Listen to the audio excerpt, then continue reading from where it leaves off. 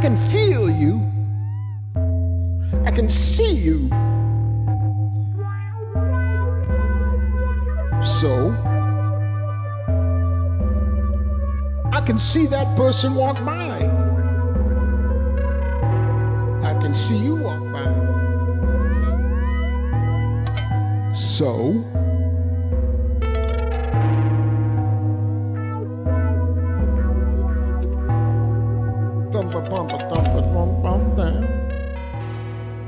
hello, everybody. Hello. I'm Communex. And I'm George Jones. And I'm just trying to get David in a bit more there. And Communex is not only the manager of Pere Ubu and all the other Ubu projects, but I am the one responsible for the answers on Facebook. And I've been getting a little bit downhearted, people, because we've come in for quite a lot of criticism about the 7 extra tracks on the new album. You know what happens when I get downhearted? What? I have a Taco Bell. So we thought we'd sit Mr. Thomas down with a Taco Bell and just fully explain about those 7 extra tracks and why they're not and why they are and why they would never be and why they will always be. So here we go, I suppose. Do you want to start? Why don't you? You're doing so well. So the vinyl is the album. It tells the full story. The 7 extra tracks are just that, extra tracks.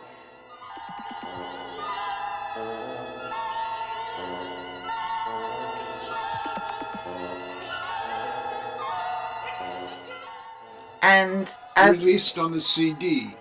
And we've tried to keep up with the moaners, and it seems to be that the vinyl lovers think we've got it in for them. And we're here to say, no, we haven't. There's very real reasons as to why it's on the CD and why you're not getting a download code. Should we deal with the download code first? Well, that's pretty simple because Cherry Red refuses to use download codes, so I don't know how much plainer that's going to get.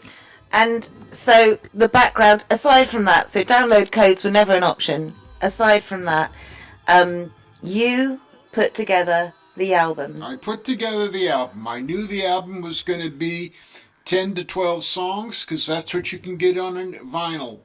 You know, you got to remember, vinyl is a very restricted medium. We hated having to do vinyl, you know, in the early days when there was no CD. You have no concept of what a joy, what a revelation the CD technology was in the studio. Ken Hammond, who recorded a lot of our stuff, and his family has recorded us ever since, was a pioneer in CD technology. He came up with a system that is still in use today, 40 years later, by a major classical digital record company. You know, he just simply ran out of life, I'm afraid. So CDs were brilliant. None of the restrictions that beset albums, vinyl. And nonetheless, vinyl seemed to come back and people want vinyl. So what is the main restriction when you're putting an album together of vinyl? Well, the massive and main one is the lights. This light is kind of coming on. Just don't worry about it. This is impromptu. This isn't how we normally do our TV shows. We have a green screen and everything, but anyway, we wanted to do the main restriction, the relevant restriction is time. You can't get more than 22 minutes on a side. Now, I don't want to hear about, oh, yes, you can. No, you cannot. Not without seriously impacting the audio fidelity. And I ain't going to do it just so I can have 40 minutes or 50 minutes on an album. Well, let's just save that for the crap that comes out. That's the main restriction. There are a whole lot of other restrictions. Now, nowadays, the main thrust of a new album is that it's going to be put out on vinyl. So they're the parameters that you set yourself. And so when you got there, you whittled it down to the 10 tracks. Why those 10 tracks? Because those 10 tracks tell the story. 5 minutes before I sent the album off to the vinyl press, to the vinyl mastering, I substituted a song. I took a song out of the 10 and put in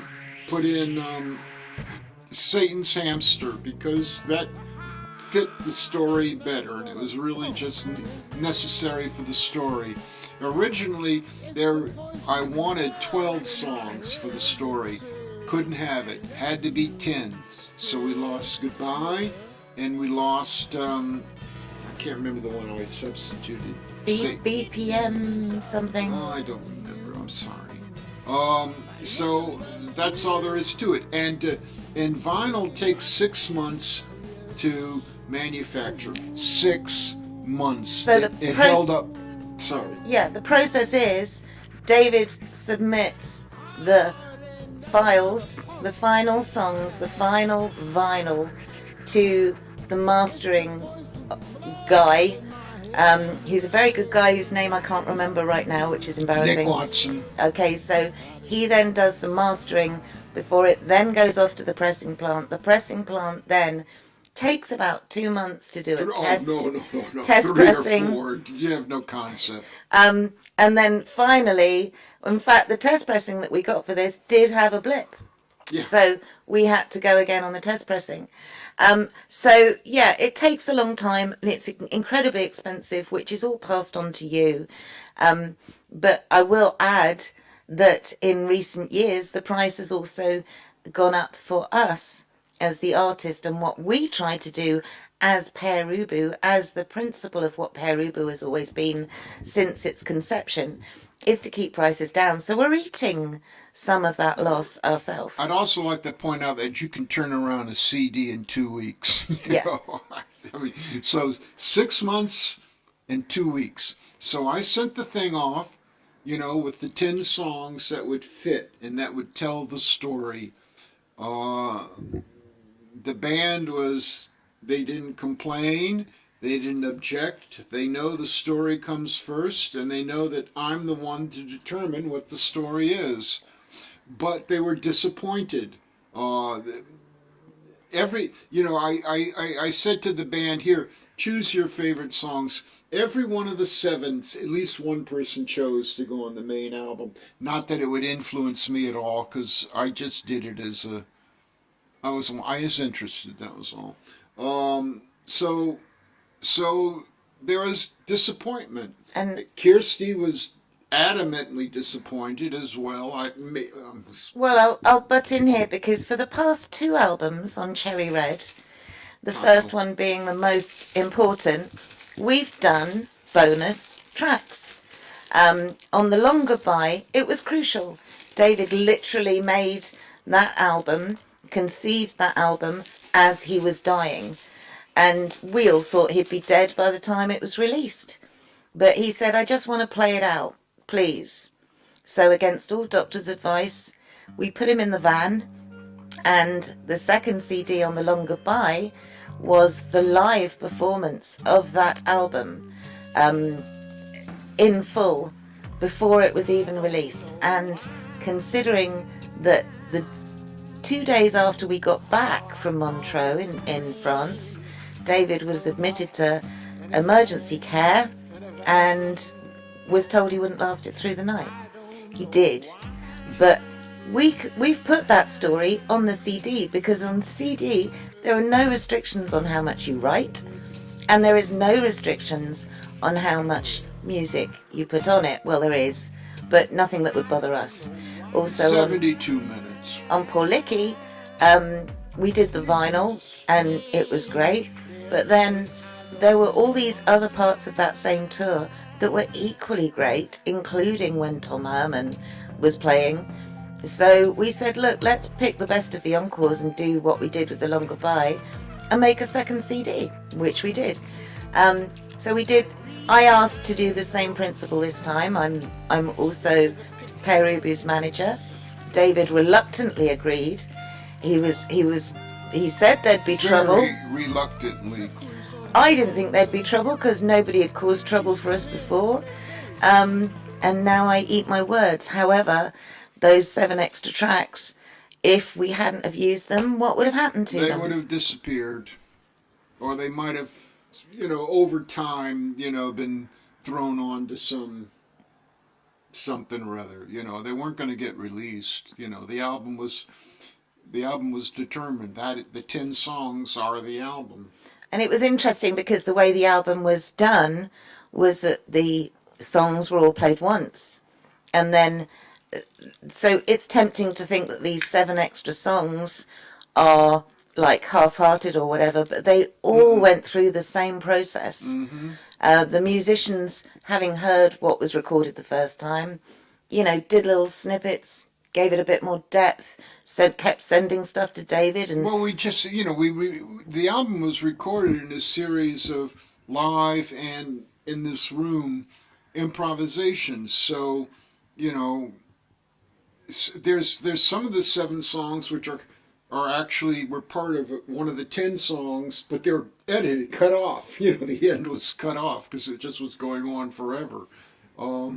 So that's the nature of the 7 songs. They're good songs. Everybody wanted it. Every one of them, somebody wanted to go on the main album. oh, well, Good Night is the way that you end our live streams that we do on DVK. And I was desperately unhappy to lose Goodnight from the album, but that's what you're dealing with vinyl. I was also unhappy with the compromises I had to make in the running order because the running order I wanted, there was 24 minutes on the first side or something like that, and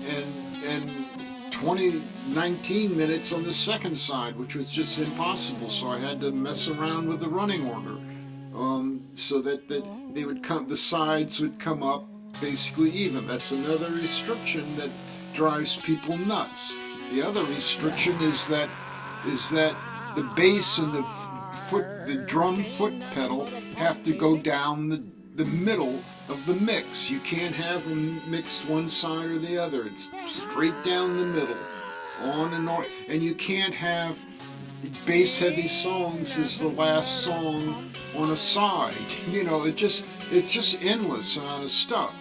And everybody says, "Oh well, vinyl sounds better, warmer." No, it doesn't. No. I asked Ken and Paul Hammond at Sumo a long time ago about that myth, that urban myth. It doesn't sound. And they said, yeah, we have a name for that. That's called distortion. The bass is distorted, and you hear that as quote unquote warmer. Well, I'm all for distortion, but only the distortion that I choose, that I want, not that's imposed on me by a medium. So the restrictions just go on. It goes on. It just goes on and on. I mean, it's interesting, and we're digressing slightly, but it is interesting and perhaps should be noted that you take special attention to this because you sat with the Hammonds. You learnt so much.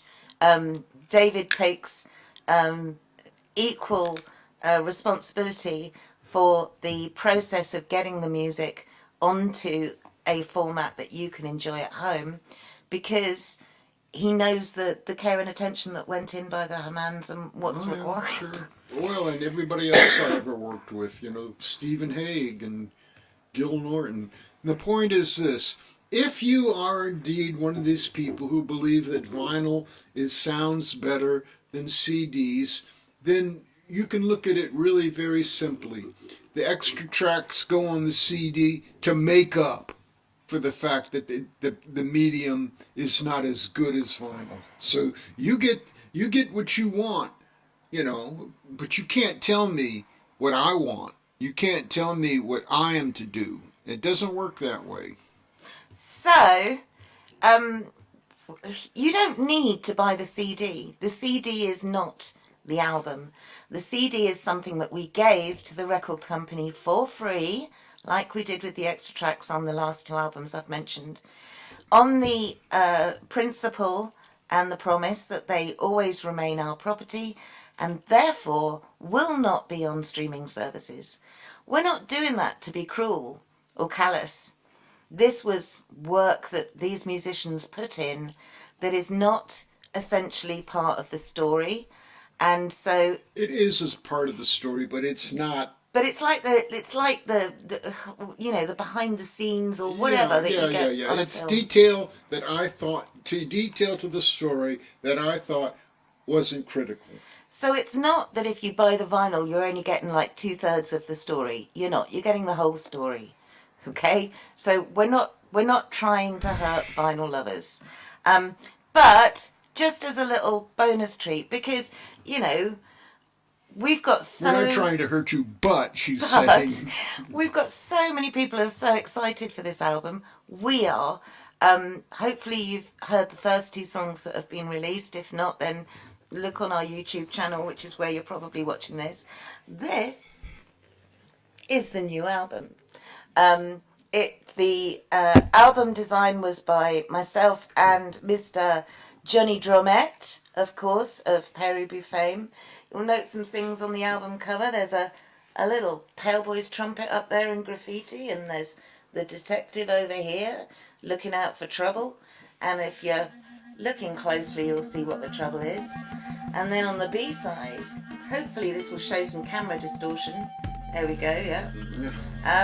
That distortion is supposed to emulate the distortion you feel listening to it. Well, the distortion is, let's be honest, is because you liked it.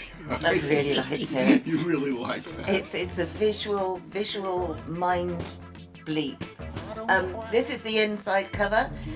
Do you want to tell the story of this inside cover? No, you tell it. You do it quicker. So, as part of the pandemic, we've been going through the vast archive in the back room, and there were 3 huge bits of black cardboard that we didn't know what they were. They were all stuck together with tape. Well, I knew what they were, but... Did you? No, of course I did.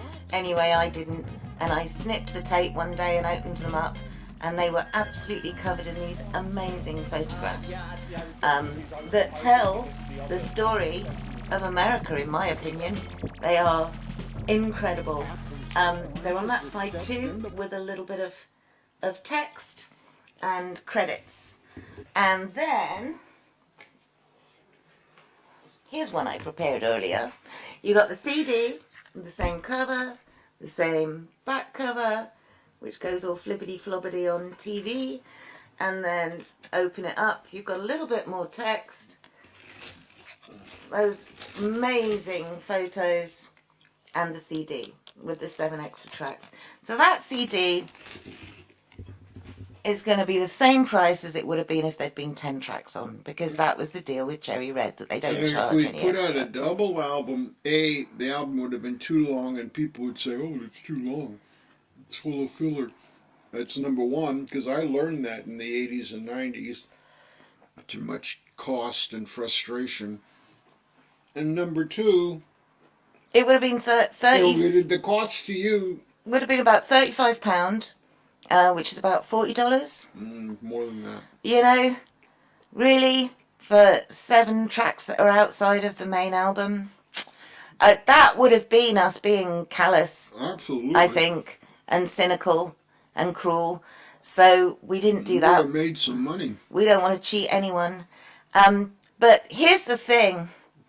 If you've actually managed to make it this far on the podcast and you're curious about those 7 extra tracks, then they've been playing underneath this podcast while we've been talking. Little snippets. And we're going to end on good night, and you can make the decision as to whether you want those 7 extra tracks or whether you're just happy with the album as it is. So shall we say good night, David? Well, good night, everybody. Good night. Now it's time for true love.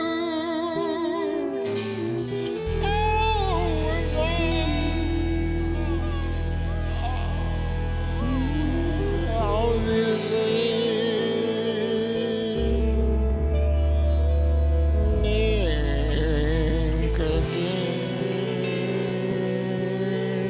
Come